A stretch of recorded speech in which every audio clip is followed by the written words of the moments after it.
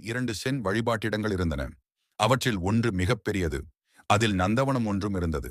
அவ்விரு வழிபாட்டிடங்களின் நடுவே சிறிய சுவர் மட்டுமே இருந்தது. நந்தவனத்தை ஒருவர் பராமரித்துக் கொண்டிருந்தார்.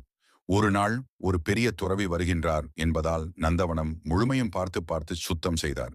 செடிகளை வெட்டி அழகுபடுத்தினார். காய்ந்த மற்றும் பழுத்த இலைகளை எல்லாம் அங்கிருந்து அப்புறப்படுத்தினார். நந்தவனம் பிரகாசமாயிருந்தது.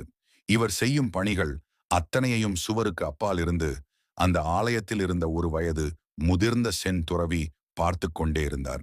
அவரை கவனித்த நந்தவன தோட்டக்காரர், ஐயா, இப்போது நந்தவனம் எத்தனை அழகாக இருக்கின்றது பார்த்தீர்களா என்றார். துறவியோ, ஒன்றே ஒன்று மட்டும் குறைபாடாக இருக்கின்றது. என்னை இந்த சுவரை தாண்டி வருவதற்கு கை கொடுத்தால் அதை சரி செய்து விடுவேன். அப்புறம் மிக அருமையாக இருக்கும் என்றார்.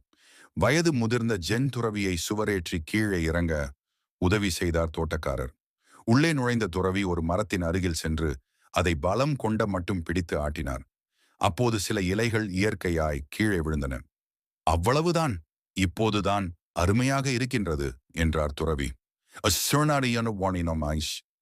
இன்றைய நாகரீகம் அலங்கோலமான தோற்றப்பாட்டை அழகு என்று காட்டி மாயைக்குள் பலரை விழ வைக்கிறது. குறிப்பாக இளம் சமூகத்தினர் அழகு என்பதை செயற்கையாக அடைய முயன்று பணத்தை வீணாக்குவது எந்த அகமகிழ்ச்சியையும் கொடுக்காது. அவள் அழகு என்பதற்காக ஒரு பெண்ணை நீ அன்பு செய்யவில்லை. நீ அன்பு செய்வதால் அவள் அழகாக இருக்கிறாள். ஓர் புகழ் பெற்ற வில்வித்தைக்கார சென் துறவி இருந்தார். அவரிடம் போட்டியிட ஓர் திறமை வாய்ந்த இளம் வில்வித்தைக்காரர் முன் வந்தார். துறவிக்கு சவால் விடக்கூடியவராய் அந்த இளம் வில்வித்தை வீரர் இருந்தார். இருவரும் பல போட்டிகளிலும் வென்று முன்னேறினர். தூரத்தில் இருக்கும் ஒரு மாட்டு பொம்மையின் கண்ணில் மிகச்சரியாக முதல் அம்பால் அடித்து பின் அடுத்த அம்பால் அந்த அம்பையே இரண்டாய் பிளந்து சாதனை செய்து காட்டினார் இளம் வீரர். அருமை என்று பாராட்டிய துறவி, என்னுடன் ஒரு இடத்துக்கு வா, அங்கு வந்து ஜெயிக்க முடிகின்றதா என்று பார்ப்போம் என்றார். அடக்க முடிய ஆவலுடன் துறவியை பின்தொடர்ந்தார் இளம் வீரர். ஒரு பெரிய மலைச்சிகரத்தில் ஏறிய துறவி மிக உயரத்தில் 2 மலைகளின் இடையே நடந்து செல்வதற்காக போடப்பட்டிருந்த சின்னஞ்சிறிய மரப்பாலத்தின் நடுவில் சென்று நின்றார். பாலம் ஒருவர் மட்டுமே செல்ல முடிந்ததாயிருந்தது. கீழே பாதாளம். கொஞ்சம் சறுக்கினால் மரணம் நிச்சயம். தன் வில்லை எடுத்த துறவி அம்பத்தூண்டு தொடுத்து தூரத்தில் இருந்த ஒரு மரத்தின் கனியில் மிகச் சரியாக அடித்தார். அடித்துவிட்டு, இப்போது உன் முறை என்றபடி பாலத்தில் இருந்து மலைப்பகுதிக்கு சென்று நின்று கொண்டார். இளம் வீரருக்கோ கை கால் எல்லாம் உதறியது. கனியை சரியாக அம்பால் எய்ய முடியவில்லை. அவரது முதுகை தடவி கொடுத்த துறவி, உன் வில்லில் இருக்கும் உறுதி மனதில் இல்லை என்றார்.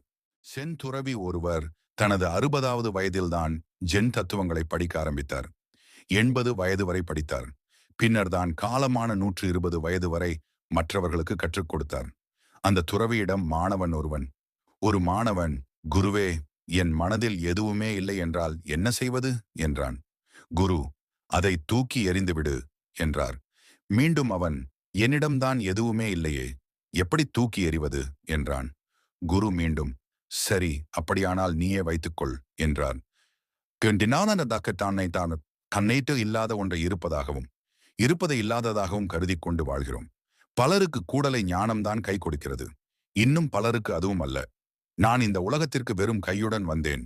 வெறும் கையுடன் இவ்வுலகை விட்டு போகிறேன்.